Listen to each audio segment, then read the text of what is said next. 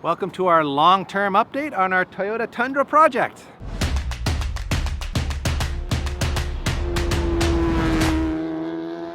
I gotta say, so far my second-gen Tundra ownership experience has been a pretty good one.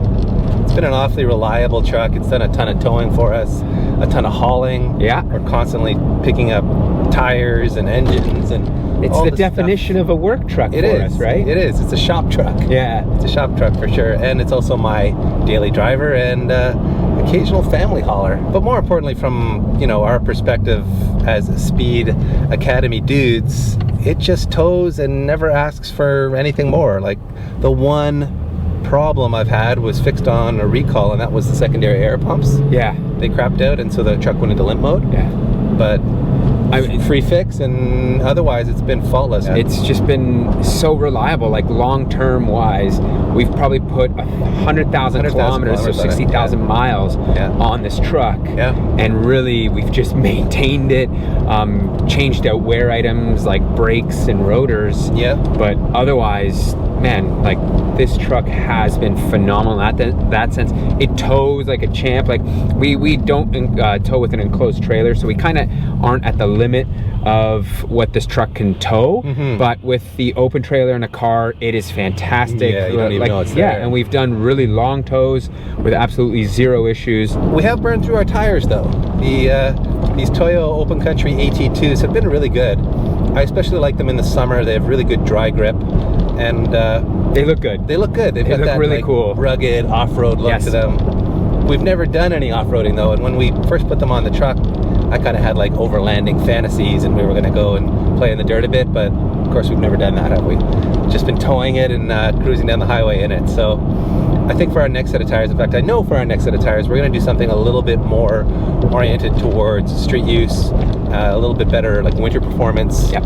And maybe a little bit quieter. So that was a consideration when choosing the next set of tires, which we'll show you Speaking of which, as you can see, we've invaded NV Auto once again because they have the right equipment for a job like this. We've got the fancy lift that'll let us get the tires on and off easily. We've got the wheel and tire balancing machines, and they've got Riley Sexsmith, who will probably help us out mounting these monsters up. These are 275/70 R18 Continental TerrainContact ATs. So this is still, technically speaking, an all-terrain tire, and that's what we're taking off the truck. But from what we've read online, these are also very good in the wet. They're very quiet on the road, and they're good in the snow. So these were all things that we were looking for in our next set of tires on this truck. And I also opted for the LT variant of this tire, and that means they are more heavy duty. They're rated for towing, so they're rated for higher loads.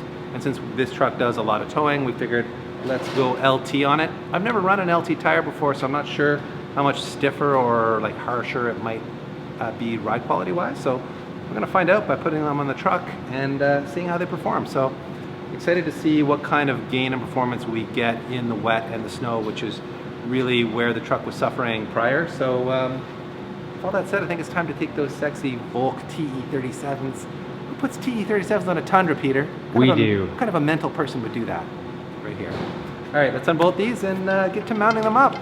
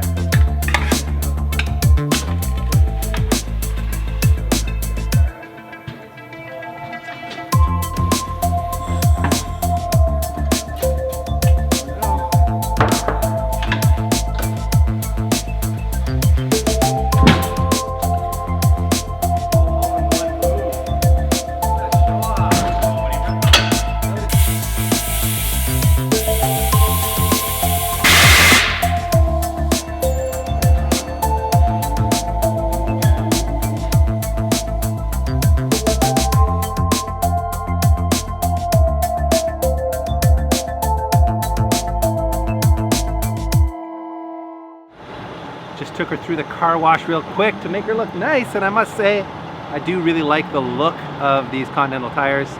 They have a slightly more street look, but they're still really aggressive looking. They've got like those big lugs on the shoulder that make it look like a nice all-terrain tire, but even just driving up the road here, I can already tell you they're quite a bit quieter than what we had on before. So let's go for a proper road test and see how they really feel. Well, DP, what do you say here? We've been driving for like, what, 5 minutes and the difference is immediate. It's a very different tire. And I mean, to be fair, the Toyos are 3 or 4 years old with, I don't know, 70, 80,000 kilometers, at least that many kilometers on it. So it's not a apples to apples comparison. This isn't a new tire comparison by any means.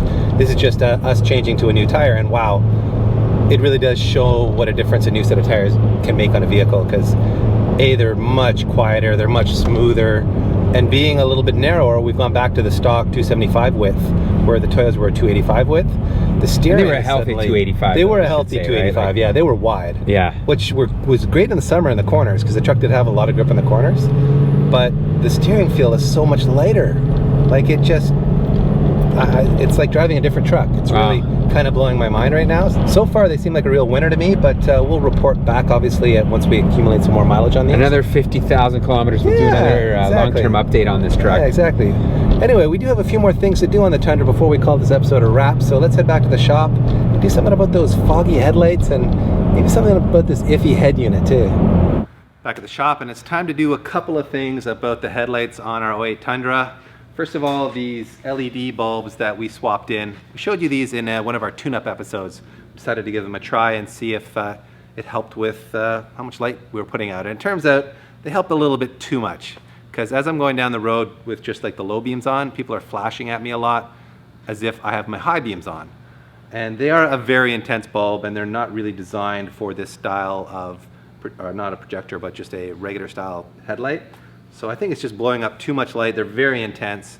So we're gonna go back to the stock low beam bulbs. And as you can see, the headlight cover itself is also very foggy. It looks kind of terrible. So we're going to give these a polish. And I think after that, I'll no longer be having people flash at me, and my truck's gonna look a lot better too. Giant LED bulb out, OE bulb back in, and it's a light output is lower, yeah. Yes, it is lower, and it's yellower. If I was to put the LED high beam on, it's a very white light. This is a very like yellow light, so it's kind of a weird combination. Yeah. But whatever, the LED highlight or high beam will light the road up really well, so it's more functional. Maybe I've got the best of both worlds now. There are tons of different headlight restoration kits on the market, but for this job, we've gone with Sonax's kit. The main reason for that is I did a little research online and discovered that the headlight sealant that you put on afterwards to seal it so that it won't get foggy or cloudy looking again, Sonax's lasts a lot longer. And the problem when you polish your headlights is that sealant can actually wear off pretty quickly, as we found, you know, sometimes 3-4 months and it's gone and you have to redo it. So with the Sonax sealant, apparently it'll last a lot longer, and being that this is my daily driver, not my show truck, I don't want to do extra polishing or sealing, and so I wanted the longest lasting seal I could find, so that's why we've gone with this kit. It's a pretty straightforward process. Do a little sanding, a little polishing, put the sealant on, we should be good to go. So let's cut to the time lapse now and see how that job goes.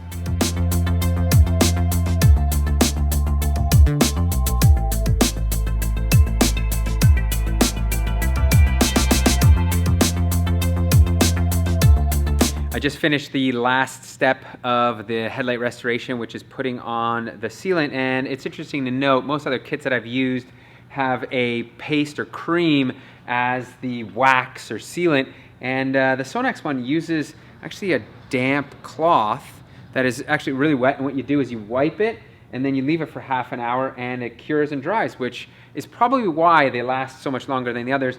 And do note, check out how clear this lens looks versus what we had in the past. So I think we'll definitely get some better visibility for these headlights after we are done this side.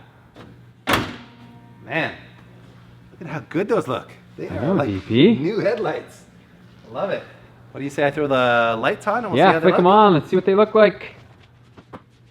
Much better. Oh yeah. How does it look? Oh man. I think we've got more light than we had in the past, so. It looks so much better. My God, what a difference it makes to clean up a set of headlights. It just looks... It's cheap. I think that kit's like 20 bucks. Yeah. Well worth the time and effort to do, in my opinion, to give it that new car shine. So I think that's it for the front end here, Pete. I do have one more complaint, though. And that's the head unit. That Seicane head unit that we put in, which on paper looked so good, has turned out to be a bit of a nightmare. So we're gonna swap the stock head unit back in. Let's jump in the truck and talk a little bit more about that. If you guys have been following our channel for a long time, you will have seen us install this Seicane head unit in the truck. What was it, 2 years ago now, Pete? Something Probably, like that? close to that, yeah. And the idea behind it was to get Bluetooth connectivity to my phone, and it also has a ton of apps built into it. So it's like having a smartphone in your dash. It gives you all kinds of, Google Maps, and it interfaces with your phone too, so you get hands-free talking on your phone. All good stuff that you would want out of a modern head unit. And it's also designed specifically for this dash, so it just like integrates nicely with the dash. But there's been some issues with it. We've mentioned before how the Bluetooth unit stopped working, so it won't pair with my phone anymore. That's a biggie. Another annoyance is every time you turn the truck on, it goes to like a random channel. Sometimes it's static like it is now, and it also sets itself to a rather high volume level, and I don't know of any way to adjust that. So that's just an annoyance to me. Why would it do that? I don't know. The other issue is there's no way to plug my phone into it manually. So by losing the Bluetooth, it's rendered the head unit a lot less useful to me. I can't do hands-free calling on it. I can't like stream podcasts or music off my phone to it, which is really why I wanted it in the first place. So yeah, sadly it doesn't have a USB in, or the aux on the factory console isn't connected to it, right? It's got neither of those options. So it's discouraging to have what could be such a useful tool in the truck turn out to be kind of a thorn in my side, because now I'm like just using my phone manually on a mount here to do Google Maps, and I'm having to plug my headphones in to listen to podcasts. Like, this thing is basically dead to me, which is a shame. So reverting to the factory head unit, at least there's a aux in that I can use on it. I won't have hands-free phone with it, but at least I can plug my phone into it and listen to my podcast or my music through the truck's speaker system. So I already have the backup camera up here, the factory backup camera, so losing that feature on this is no loss to me. The other option, of course, would be to like try to get it replaced on warranty. In fact, they sent us a Bluetooth chip for it, this tiny chip, which you would have to take to like a mad Russian electronics expert to like solder in there or something. When we saw that little chip they sent us, we were like, really? Come on. So anyway, we're pulling it out. We're putting the stock head unit back in. If something better comes along in the meantime, maybe we'll put that in. But for now, I'm going back to OE. So let's pull this thing out of here, Pete, and at least I'll have an aux in. Just like that, the factory head unit's back in place. I have an aux port, which I could plug my phone into to wire it to my iPhone, but instead, Pete went shopping on Wish. I guess Wish is like China's version of Amazon, kind of? Sure. You want to call it that? I don't even think it's China's version. It is for North America. But is it? But everything's coming out of China. Yeah. And it's all like the ridiculously little cheap. things, yes. So he bought this little Bluetooth dongle device that plugs into the aux port, and it will now allow me to pair my phone with it and either listen to music or podcasts off my phone on the factory head unit. And it even has a microphone on it, so I can use it for Believe it or not, yeah. doing hands-free phone calls. We just tested it. We called Pete's brother, and it works well, and he said it sounds really clear. So what did that cost, Pete? I don't know. I think it was like $5. $5. Well, we'll put a link in the description to it if Pete can find a link to it. Well, maybe we should test it first for more than 30 seconds, right? Fair enough. But crazy that you can buy a Bluetooth dongle like this for such little money, and it actually worked seamlessly on the first try. So I now have Bluetooth connectivity of my phone to my factory head unit. I'm just going to actually It's all win-win. Back to OEM. Things work again. That is a wrap on this cold Canadian day, but I got to say the truck looks good. Those headlights look brand new. I love the way these Contis look on the truck too. They've got a different sidewall profile to them, and I think they look perfect on the truck. And having driven home and back on them, I can already tell you that they are fantastic on the street. They make really good traction. It was wet here this morning, and they make tremendous traction in the wet. They're really quiet. I can hear things inside the truck I couldn't hear before, so far these are a real winner for me. And going back to the factory head unit with Pete's little $5 Bluetooth, seems like a win in there too. So all in all, I am a happy camper. Thank you very much everyone for watching. We appreciate all the support. Rolling. I just finished the final step, which is putting the sealant on, and it's interesting to note most other headlight restoration kits just use like a wax, a paste, or like a liquid. No, what is it called? Cream? Cream.